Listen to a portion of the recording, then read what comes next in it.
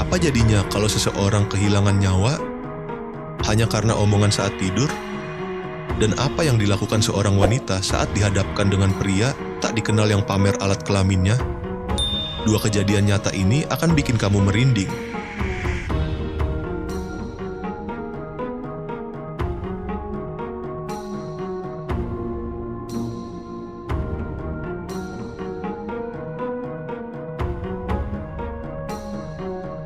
Hey, selamat datang di channel Satu Kata. Siap buat dapetin info dan inspirasi keren? Yuk, langsung mulai. Dan di video ini kita bakal bahas lebih dalam. Jangan lupa untuk subscribe channel ini.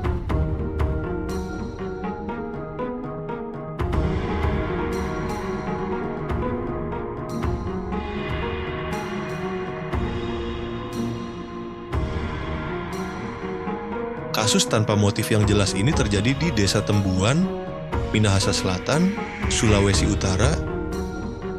Kejadiannya sekitar pukul 1.30 WITA, subuh-subuh, hari Jumat, tanggal 3 Mei 2024. Waktu itu, seorang pria bernama Refren terbangun dari tidur di samping istrinya, Rohinda Tompuno alias Indah.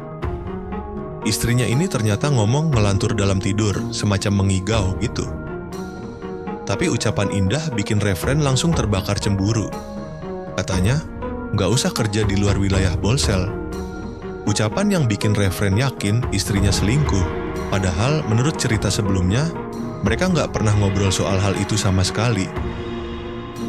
Refren langsung mikir, itu omongan bukan buat dia, tapi buat cowok lain, yaitu selingkuhan Indah. Soalnya udah sebulanan terakhir, sejak istrinya melahirkan, dia memang udah curiga. Mungkin karena perasaan suudzon juga sih. Tanpa pikir panjang, Refren melesat ke dapur, ambil parang, dan balik ke kamar. Dia langsung nyerang istrinya secara membabi buta. Indah sempat teriak dan coba kabur, tapi serangannya terlalu brutal. Akhirnya, Indah meninggal dunia di usia 24 tahun, penuh luka sabetan di sekujur tubuh. Bukannya tenangin bayinya yang baru lahir, Refren malah pergi ke rumah mertuanya yang cuma berjarak 300 meter. Rumahnya nggak dikunci, jadi dia langsung masuk dan nyamperin mertuanya, Jerry Tomunu, 48 tahun, yang lagi tidur. Jerry pun kena serangan juga, tapi dia sempat pura-pura mati buat selamatin diri. Untungnya, dia berhasil selamat walau luka-luka parah. Setelah kejadian itu, jenazah Indah dan Jerry dibawa ke RS Cantia Tompaso Baru. Indah dinyatakan meninggal, sementara Pak Jerry masih bisa diselamatkan. Tapi yang lebih sakit dari luka fisik, ya luka hati, karena kehilangan anak yang mereka cintai. Waktu ditangkap dan diperiksa polisi, Refren bilang dia dibakar api cemburu karena yakin istrinya selingkuh. Tapi keterangan dari saudara dan tetangga bilang sebaliknya. Indah itu orang baik, setia, dan sibuk ngurus anak. Masa ia sempat mikirin main sama cowok lain? Bahkan waktu dia hamil, mana sempat pacaran-pacaran. Justru dugaan balik ke Refren sendiri yang katanya doyan keluar rumah, suka godain cewek lain, dan sering keluyuran. Beberapa saksi juga bilang selama pernikahan, Refren suka KDRT ke Indah. Makanya Pak Jerry sering bentrok sama menantunya itu. Pas ditanya, mana buktinya Indah selingkuh? Nggak ada. Nihil. Waktu sidang, Refren tetap ngotot bilang motifnya karena cemburu. Tapi kemudian dia sempat ganti alasan, katanya cuma salah dengar waktu istrinya mengigau. Dia juga bilang, alasan nyerang mertuanya karena mereka emang nggak pernah akur. Sampai sidang terakhir Januari 2025 kemarin, kasus ini belum putus. Tapi kelihatannya Refren bakal kena hukuman berlapis. Pasal 44 ayat 3 tentang KDRT dan pasal 340 KUHP tentang pembunuhan berencana. Kasus ini benar-benar absurd sih. Motifnya? Cuman karena omongan ngelantur saat tidur. Padahal kalau lihat dari luar, pasangan ini kelihatan harmonis. Tiap kemana-mana bareng, akun sosmednya pun selalu posting romantis. Tapi ya, begitulah, kadang semua itu cuma pencitraan.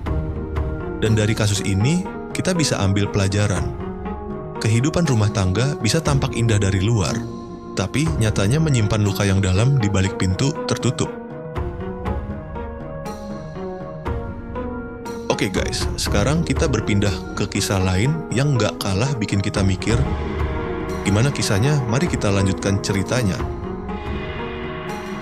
Seorang perempuan bernama Zulfa hidup bahagia di daerah Patani, Thailand Selatan. Bareng suaminya dan 3 orang anak mereka, keluarga ini dikenal sebagai keluarga yang rukun, harmonis, dan dermawan. Suaminya kerja sebagai PNS di bidang pangan, dan mereka juga punya usaha jualan beras yang laris banget.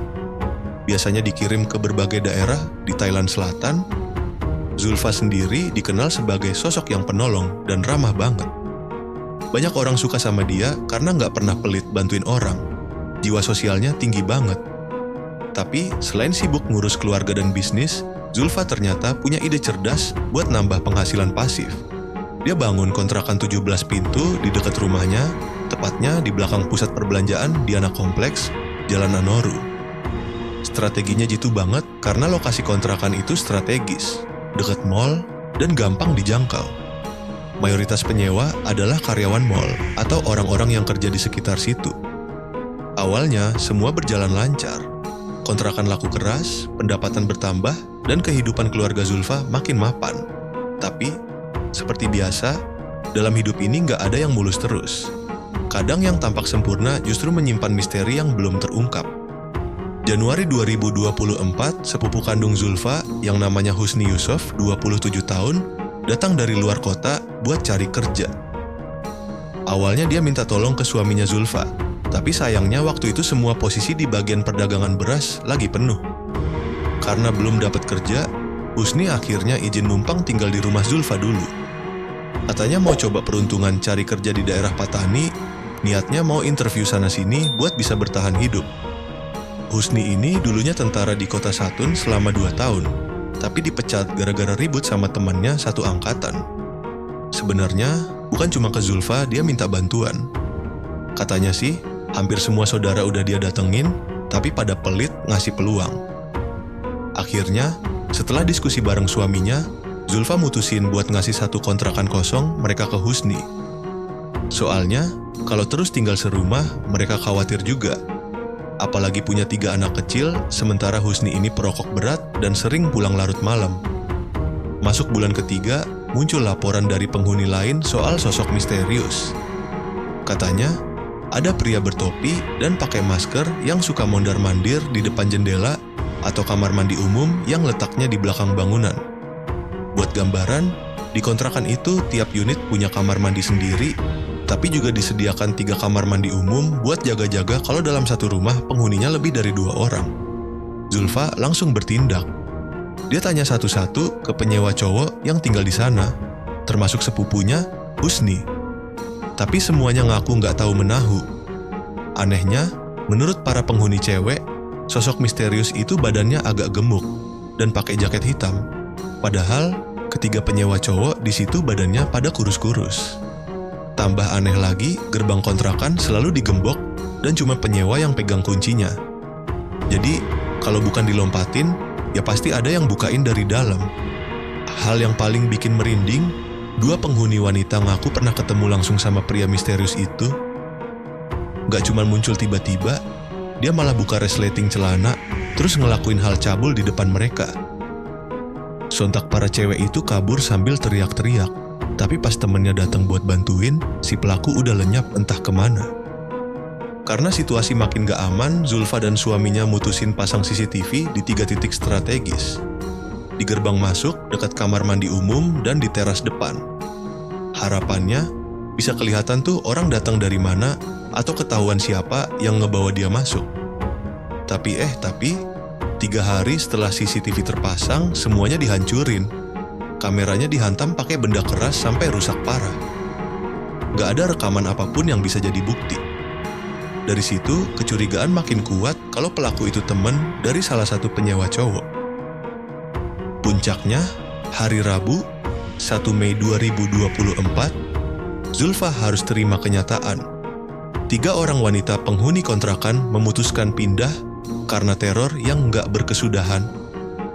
Lalu, pada Jumat subuh, 3 Mei 2024, kejadian makin bikin bulu kuduk berdiri. Subuh-subuh sekitar jam 5 pagi, seorang penghuni kontrakan bernama Nasibah Lador, usia 31 tahun, lagi bersiap buat berangkat kerja. Dari semalam dia udah nyiapin semuanya, termasuk nyuci motor di teras depan biar kelihatan kinclong. Pas lagi masuk rumah dan masak air panas buat mandi, tiba-tiba nyit, pintu depan kedengaran seperti dibuka pelan-pelan. Suara itu bikin jantung Nasibah berdetak kencang. Gak pakai lama, muncullah sosok pria bertopi dan bermasker langsung masuk ke ruang tamu. Belum sempat Nasibah teriak, si pria itu langsung nurunin resleting celana jeans birunya dan mulai ngeluarin anunya yang panjang. Tapi untungnya, Nasibah masih waras dan cepat mikir. Dia inget, di dapur ada air mendidih yang baru aja dimasak buat mandi. Tanpa mikir 2 kali, dia langsung nyiram si cowok itu pakai air panas 3 kali berturut-turut. Gak cukup sampai situ, dia angkat pancinya langsung dan siram sisa air panasnya ke badan pria itu. Teriakan kesakitan pun pecah. Lelaki bertopi itu jerit-jerit di teras depan sambil berlutut dekat motor yang tadi dicuci. Beberapa tetangga yang dengar teriakan langsung keluar dan kaget ngelihat pemandangan itu.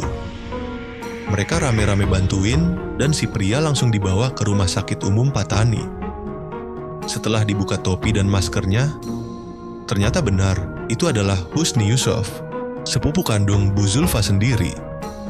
Nasibah pun ikut dibawa ke rumah sakit karena kedua tangannya melepuh saat ambil air panas dari panci. Bu Zulfa dan suaminya langsung ambil tindakan hukum. Mereka melapor ke polisi, bahkan manggil lagi mantan-mantan penghuni kontrakan yang dulu pindah karena teror serupa. Mereka semua ngasih kesaksian bahwa Husnilah orang yang suka pertunjukin alat kelaminnya sambil ngintip di jendela. Ternyata Husni sengaja menyamar dengan pakai 8 lapis baju, jaket hitam tebal, biar kelihatan gemuk dan gak dikenali. Beberapa warga juga bilang pernah lihat dia merusak CCTV di atas gerbang kontrakan Zulfa. Sayangnya, luka bakar di wajah dan leher Husni cukup parah, sampai susah ngomong.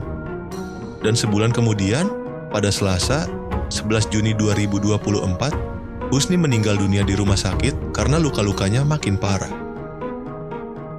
Setelah tragedi itu, kontrakan milik Bu Zulfa diratakan dengan tanah karena banyak protes dari warga sekitar. Sampai setahun kemudian, tempat itu masih dibiarkan kosong, kayak jadi lokasi angker yang gak disinggahi siapapun. Nah, menurut kamu, dari 2 kasus yang sama-sama terjadi pada 3 Mei 2024, mana yang paling menggetarkan jiwa?